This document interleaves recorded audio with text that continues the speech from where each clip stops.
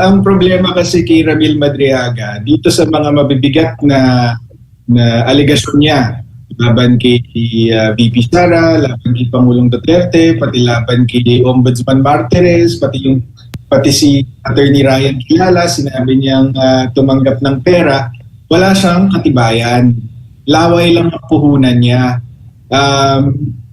Napaka-convenient ito para sa sinungaling kasi wala nga siyang ebidensya eh. Hey, kumusta naman po? Kasi, nako, marami ding nagulat doon sa naging pahayag. Siguro, ilan lamang nagulat. Depende po. So, kung ano pong magiging reaksyon po nila doon. Sa kanyang sinabing, yung 125 million peso na confi funds ng Vice Presidente ay ginastos o na-dispose in less than 24 hours. Attorney, ano ho bang reaksyon po ninyo doon? Well, yung whether nagulat or hindi, inaasahan namin na kahit anong sabihin niya, kasinungalingan. So, dun sa pandang yon hindi kami nagulat. Nagulat kami dun sa mga iba niyang sinabi dahil out of this world, hindi ka panipaniwala. Tungkol naman dun sa 125 million na confidential funds na disperse niya daw ng isang araw lang, 1 million % kasinungalingan ito kasi never naman siyang naging involved sa pag-handle nitong confidential funds. Wala siyang kinalaman kay VP Sara. Wala siyang kinalaman kay VP Sara. At so ibig sabihin, walang katotohanan yung sinasabi niya tungkol dito sa confidential funds. Opo. Kung hindi po si Ramil Madriaga, kahit sino man, sa ilalim po ng ating batas, po pwede ho bang ganun, i-dispose mo yung ganun kalaki pong halaga ng pera, attorney? May mga patakaran yan, Jade. Ang makakasagot niyan ng mas maganda ay sila Attorney Poa dahil mas nakop yan ng impeachment defense team. Dito, basta ang alam ko kay Madriaga is never niya naging kilala itong hindi sila magkakilalang personal nitong si VP Sara. Hindi siya nagtrabaho para kay VP Sara. So nangangahulugan na imposibleng pinagkatiwalaan siya ng ganito kasi bagay na pag-handle ng confidential funds. Po. Isa din po, kabilang din po sa kanyang mga nabanggit, attorney, na may 2 bag ng pera na umaabot po sa 35 million pesos ang iniwan sa parking lot ng Office of the Ombudsman noong December 2022. Ano ba bang reaksyon niyo dito?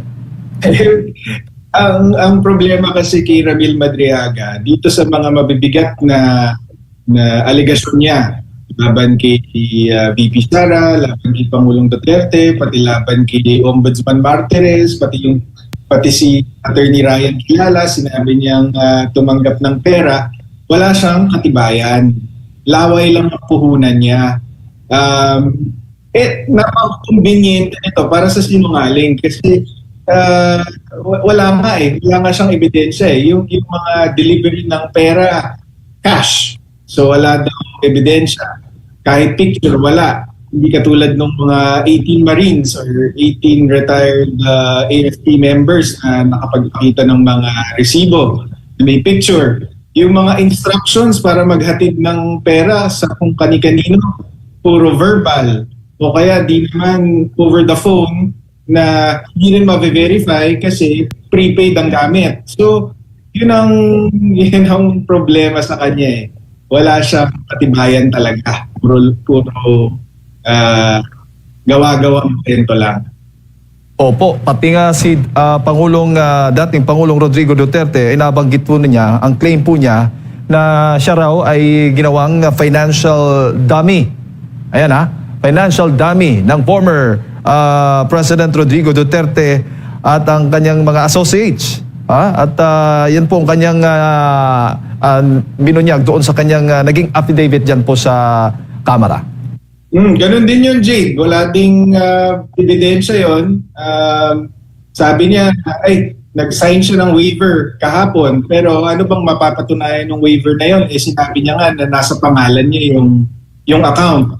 So, pagka pumirma ka ng waiver para dun sa mga account na yon, anong mapapatunayan mo lang na merong account sa pangalan ni Ramil Madrigaga at kung ano man yung laman, yun ang laman. Pero whether si Pangulong Duterte ang totoong may-ari ng account or may mga pera galing sa kung kanino mang tao, hindi mo yun mapapatunayan sa pagpirma ng bank waiver.